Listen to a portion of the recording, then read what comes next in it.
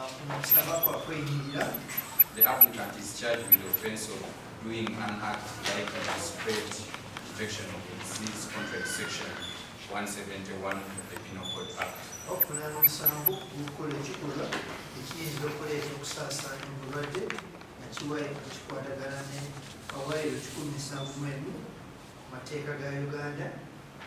The prosecution case is that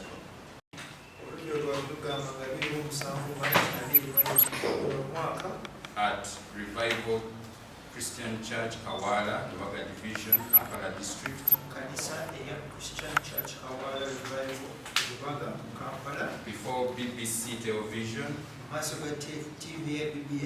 Spark Television, NBS Television, and Sanyuka Television cameras, uttered words which were broadcasted that there is no coronavirus in Uganda and Africa.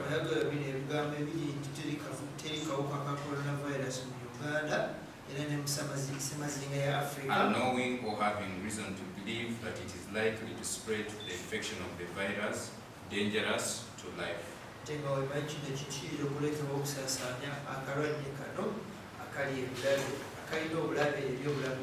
He was arrested and charged in court on 30th March 2020.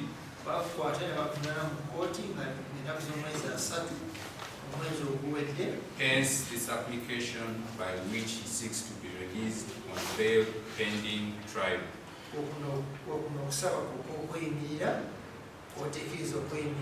The application is brought under Article 23 Clause 6 and 28 Clause 3 of the Constitution of the Republic of Uganda,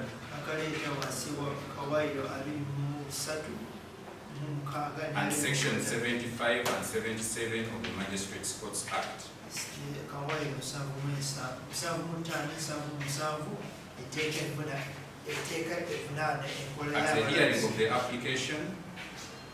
At the hearing of the application,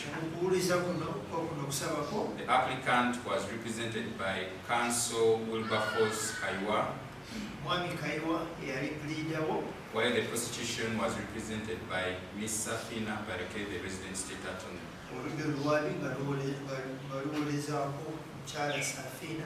Counsel for the applicant in his submission elaborated on the grounds and presented 3 sureties. The main grounds of this application that the offense with which the accused is charged with is bailable. He suffers from diabetes. He is a father with 8 children. He is presumed to be innocent and needs to be granted bail to enable him adequately prepare for his trial. And he has a fixed place of abode within the jurisdiction of the court and substantial persons willing to be his sureties.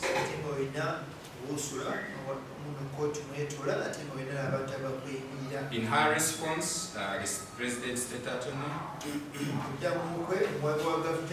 opposed the bail application on grounds that the accused did not furnish evidence of proof that he suffers from diabetes, and that the sureties presented are junior ministers in his charge, therefore incapable of compelling the accused person to attend his trial.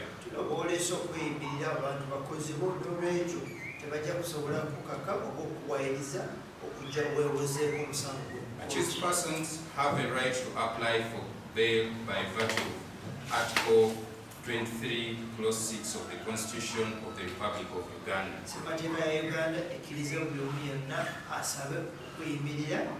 The grant of bail, however, is discretionary to the court. You can look at the case of Uganda versus Chiza SJ.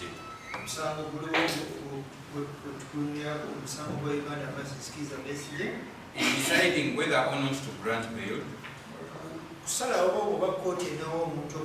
the court will look at the nature of the accusation, the gravity of the offense, conviction, the antecedents of the applicant as far as they are known, whether the applicant has a fixed place of abode within the area of the court's jurisdiction, and whether the applicant is likely to interfere with any witnesses for the prosecution.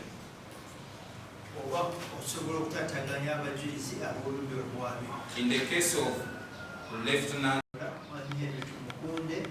Justice Wilson Kwesiga defined what courtship security is.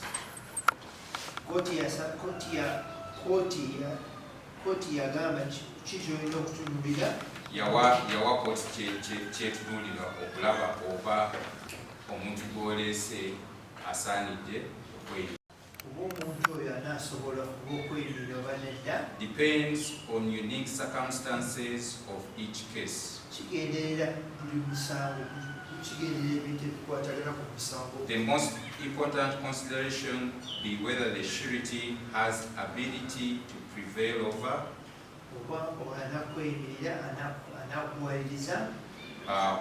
control conditions of bail. The sureties presented are junior ministers in the applicant's church, and I accordingly find that they are not in position to compel them.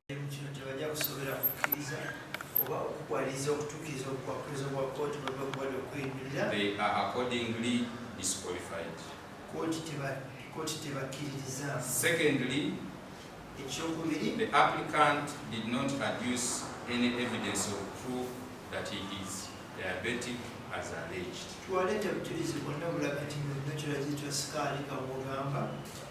That, coupled with the fact that the country is full of news,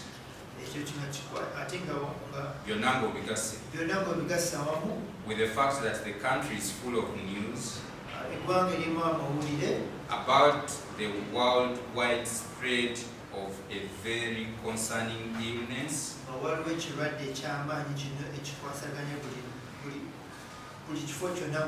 coronavirus, COVID-19, which disease has created significant public anxiety, stress, financial difficulty, and confusion, with so many people forced to stay home to avoid getting sick. And following His Excellency the President of the Republic of Uganda and government officials across the country who are developing plans to keep the public safe from the virus, the applicant should remain where he is, as per His Excellency the President of the Republic of Uganda directives issued on Tuesday 14th, 2020.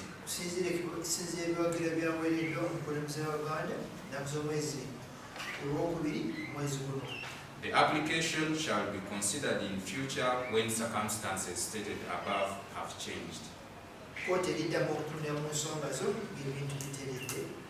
The case is adjourned to 5th May 2020.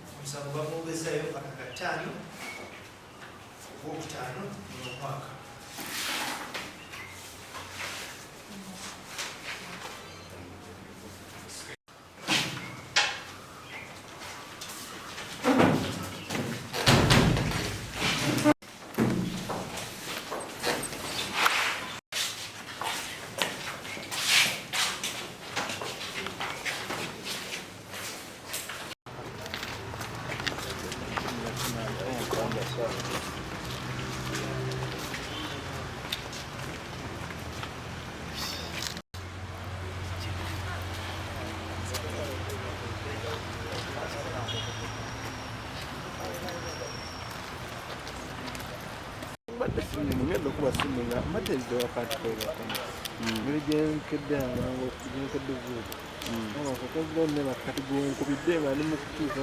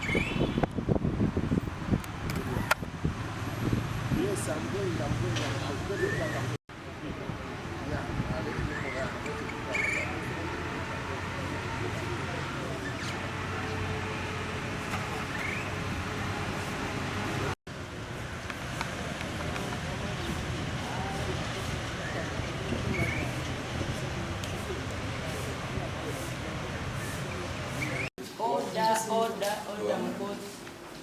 Yes, mommy.